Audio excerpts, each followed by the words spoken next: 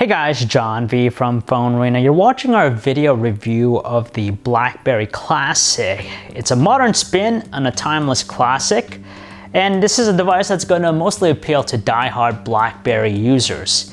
Now, in the last few years, we've seen the company experimenting with different form factors, from the all-touchscreen BlackBerry Z10 to the newer QWERTY styling of the Passport. Its devices just failed to spark any interest in the consumer space, so they kind of reverted back to what they've done best in the past, and that's the portrait QWERTY form factor. And the result here is the Passport.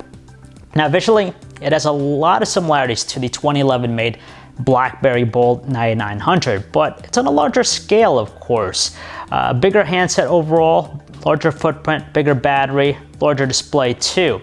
In terms of the design, it's nothing cutting edge, doesn't have the same, stylish industrial look that we saw at the Passport, but it's more conventional or contemporary. When we think about typical BlackBerry, this exhibits the design language that we'd expect to find.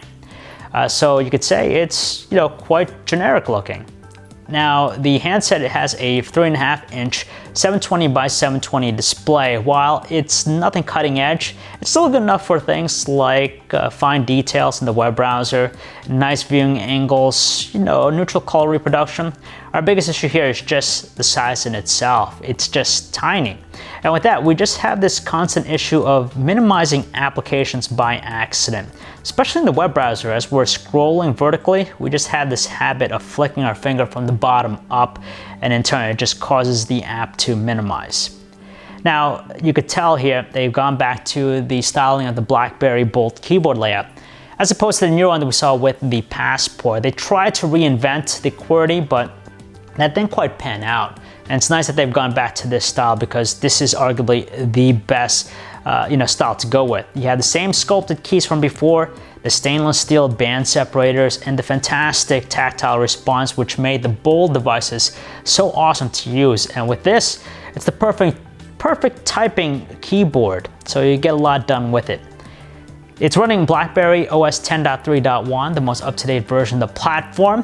While it's good when it comes to productivity, sending out, organizing emails, editing Word documents, Excel files with documents to go, which is preloaded, it's great in that regard, but not really with the multimedia aspect. Its small size of the screen doesn't really make it ideal for watching videos. And on top of that, the speakers themselves are kind of thin in light their production. Now, you do have, some BlackBerry 10 optimized apps through the BlackBerry world, but you also have Android ones you can download through the Amazon App Store. Now, that's the biggest issue we have here. It's just the amount or the catalog of third-party apps we could get. So it's nice we have some Android ones through the Amazon App Store, but they run very sluggish. And when you compare them to a full-blown Android device, like for example, we ran Pandora, just switching between the stations took forever here with the Passport. So that's one of the issues that we have. And overall, the platform just still has that antiquated feel, very menu driven and whatnot. Now, it has an 8-megapixel camera in the back with a 5-element f2.2 aperture lens.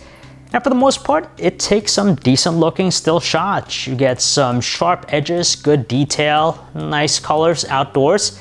Under lower lighting, of course, you have softer tone details and has a harder time dealing with dynamic range, but for the most part, it gets the job done when it comes to snapping photos. But we can't say the same thing about its 1080p video recording quality. It's a little bit of a wash, just because details are a little bit more indistinct, and we just see more presence of artifacting elements as we're panning very quickly. The quality is pretty good too. The earpiece produces some potent tones, more than audible for using in noisy environments. Voices are for the most part clear, although when it comes to the speakerphone, it just tends to have a little bit of a muffled output to it. And the battery life, nothing spectacular. It's average, we'd say. You get all-day performance out of it, but still requires nightly charges. Now, here in the US, the handset is made as an outright model at $450.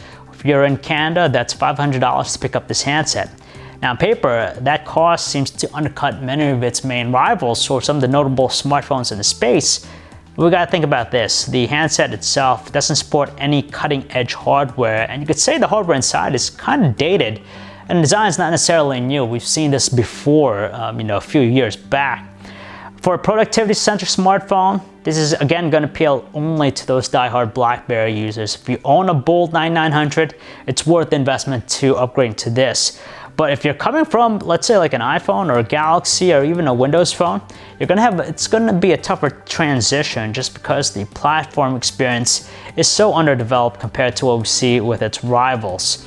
And with that, it doesn't have that all-around presence to make it a, renowned smartphone that could compete on the same level as all the other big name phones out there. So it's really a toss-up. If you're an existing BlackBerry user, it might be worth it to pick it up, but if not, you'll probably want to stay far away from this one. So if you guys want to learn more about the BlackBerry Classic, you can check out our website, PhoneArena.com. It's John V. Thanks for watching.